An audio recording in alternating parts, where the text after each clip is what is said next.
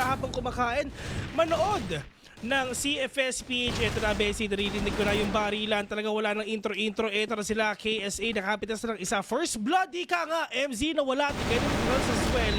At grabe naman aggression nito na pinapakita ng SGJ.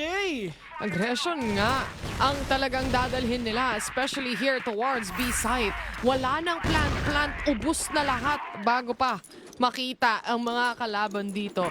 Yobib did a wonderful job. Lahat sila halos nakakuha ng kill aside from Tino na alam naman nating sniper. Kaya iba yung angulo niya. Hayaan nyo na siya. At matik na yun mga tropa. Pero pagdating naman dito sa MJ, eto na talaga, MJ strikes back kung baga. Kasi yung mga players ngayon ng SGJ, oh no, nawawala-wala na. Frey, Rels, low on HP. Pero kung baga ma-action to, Bessie, itong real game na talaga pinapakita nga natin. Kasi Elvin will catch one, A7J is nowhere to be found. Elvin, at least nakahanap siya ng pick-off. Kahit papano, knowing as well na si Frey at si Rels super low, talagang mag-hold on to the positions na lang din itong mga players na to. For the meantime, si KSA makakahanap na nga ng pitas at si MZ ang unang dadalhin niya. Ito ang mga players na buhay pa, yung low HP pa. Kelaref on the other hand, off-cam kills, ika nga ang nakikita natin. But KSA at least makakapunish ng isa at ganun-ganun lang. SGJ 2-0 na. Ang akala natin talagang MG talaga makakakuha ng round na yun kasi maganda yung positioning nila kanina, pero sabi ng SGJ, they install! Kami pa rin talaga makakakuha nun. Pero right now sa side nga na ginagawa ng SGJ, talagang matinding agresyon talaga pinapakita nga nila at ito yung maganda. At least mas naging aggressive na sila. Si Loy nga nakakita nga ng isa, pero pagdating naman dito sa SGJ, kailangan nila mag-reposition kasi baka ma-outperform and ma-outposition sila ng MJ bigla. C4 dropped a play for default para sa side din syempre ng SGJ. Knowing nabawas na sila ng isang miyembro dito, lumalalim na si A7J at nakaabang si Yobib kung sakaling may mag-swing. Pero sasamahan nata siya ni Rels. Bait and switch sana sila dito. Pero the spray down from Yobib will connect and he will get 2 kills. And right now, they really need to get that counter-initiating na position nga na pwedeng gawin nga dito ng MJ. Kasi kung hindi, talagang itutuloy na to na pagkapanalo nga nila to the fact na yung ibang players naman dito ng MJ, kahit low lang yan, malay mo talaga makuha pa. And SGJ, mukhang nahanap na ata nila yung pinaka-perfect nga na footing nila in order for them to win out this series. Pero Yobib, quick on a kill, quick on a trick at wala pa talaga sila nakukuha. Pero ngayon, at least yung mga utility play nila talagang nakukuha na nila. But look at Loy! One tap to the head! Pero hindi pa tapos yun kasi Yobib pa makakakuha nun. We really thought that Loy can actually get it, but Yobib will deny. Parang mas maraming mga players na talagang clutch material para sa side ng SGJ ngayon.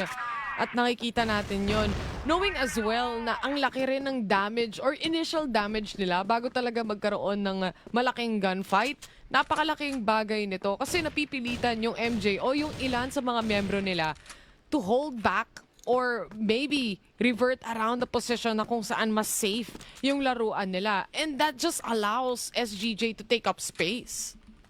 Pero ngayon mga tol, itong mga players nga ng SGJ, kailangan nga nilang dumire-diretso. Kasi the more na makukuha nila yung mga kills ito, is the more na mas lumalakas yung momentum nila. And the more na nawawala yung momentum nga nung kabila. Pero ngayon mga tropa, grabe naman talaga ang curse ng The Mods mga tol. Kasi lahat 3 games na, Yobi will catch one. Pero tamang 1-to-1 trade na talaga dito na ginagawa nga ni KSA.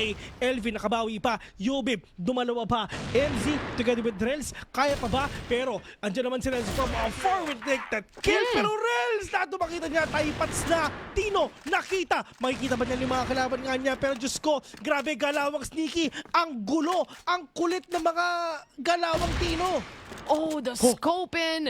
And Tino secures one more. MZ on the other hand, mas gugustuhin niya na lang daw na paglaruan at ikutan. Kaso nga lang, the spot from Tino, hindi niya na marereactan. Ang bilis ng reaction ng dalawang sniper na yon. To the point na hindi na nga sila nagsascope parehas just to make sure na mas mauna silang mag-connect.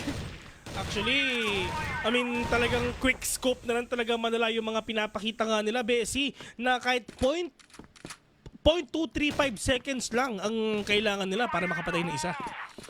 Grabe, binilang mo talaga. May timer ka pa siya.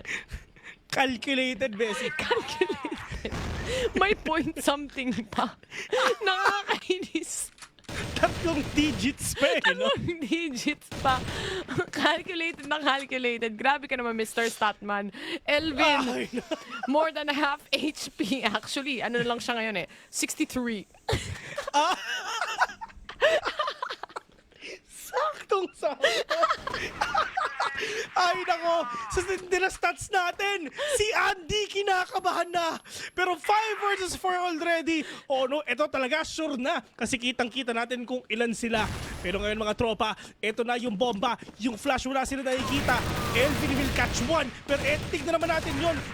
A7J bumabawi pa. At lahat ng talagang mga utility plays dito sa side nga ng SGJ tumatama na. Yung nade, nandyan na, natamaan ba? Hindi daw. Kasi kulang na 500 meters mga tropa. Pero Kel RF pa rin talaga ang nakakakuha.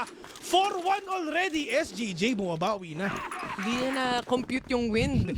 At pati na rin yung velocity ng mga bala na yon para lang makatawid talaga. At napabilis na shot mula kay Tino. Tumagal lang ng mga 2.5. Ibang klase, ito na yung bomba. Bago nila makuha yan, syempre, kailangan nilang E equals MC squared si Einstein kasi ng-compute niyan mga tropa. Pero 5 versus 4 already, si Rels pa ang nawala. 2 minutes remaining. Bessie, medyo mahaba pa ang oras. Pwede pa tayong uminom. Tama nga naman. At ito 5v4 to. Siyempre may -1 dyan at si Rels yun, yung sniper sana ng Matches right now. And that leaves a little bit of a spacing para sa side ng SGJ. Mid is a little bit open here, kaya mas controlled yung rotation kahit papano mula sa side ng Matches dito. Isa up top A, habang yung mga players ng SGJ inaararo si Loy. Ang kaso nga lang, buhay na buhay pa rin siya. He managed to pull off 1 kill before he falls down, pero 2-2 trade ang nangyari dyan. Oh no, 3 versus 2 already. Lamang ang SGJ. Pero si LV nakabatas pa ng isa. Frey na wala pa. It's all up to MC. It's all up to MC. On a 3v1. Clutchable, winnable, viable. Pero pagdating naman dito ngayon sa MJ, Diyos ko, napakadelikado nga kasi yung isa, si MC, hindi niya alam kung nasan siya. Pero MC nakabawi pa ng isa. Oh no, walang tao sabi. Lahat sila nasa labas pa. Pero eto na. Oh no, pinupusuan ata. Dinedefusan. Pero kaya pa ba? Pero hindi, tinigilan niya. Oh my goodness, muntikan pa yon at nakuha pa rin ng SGJ yung round na yan. Kahit ramdam na ramdam mo yung panic doon sa spray pagkalabas mo ng B-site. At ito na nga, SGJ, lamang sila ng 4 na puntos man dito. Matt Jess, on this defense, parati silang nauunahan ng pitas. At yun na nga yung problema. Talagang paunahan na nga talaga. At sobrang delikado na rin talaga. If ever naunahan ka, ano pa yung sagot mo if ever? Pero buti kita 3 versus 4, Bessie. 4. Si KS. Oh.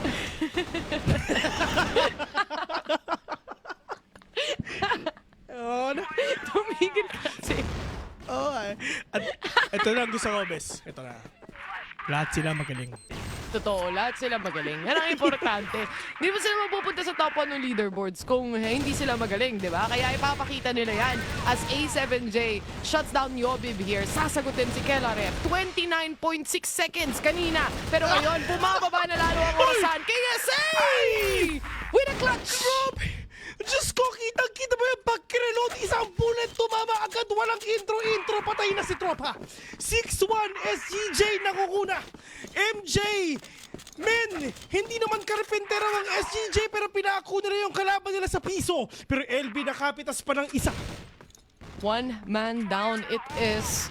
At syempre dahil dyan may butas na naman sa depensa ng Matches dito. May kailangan na naman sila at madadagdagan na naman ang kailangan nilang bantayan. And Frey has always been on the spot as well para lang kontrolin yung magiging A-long kung may magpupush man. Si Rels din ang nakahawak ng cross na yan, but mid is a big part of it. At yun na nga, pagkasilip niya, 2 nakita niya, 1 nawala. Men, Diyos ko, kitang-kita niya si nakangiti pa. 4 versus 3 already. Ito yung mga kalaban niya. Diyos ko, walang malakas na tatlo. Free, tandaan mo. 4, uy, grabe naman yun, Rez. With a case scope already, pero hindi pa naman tapos to. Pero sabi ni Kel RF, okay na, nakukuha ko na yung buhay mo at hindi pa nga talaga matatapos yun kasi si Tino makakaisa pa. 7-1 already. Grabe naman ang SGJ. Dire-diretso ang tirada.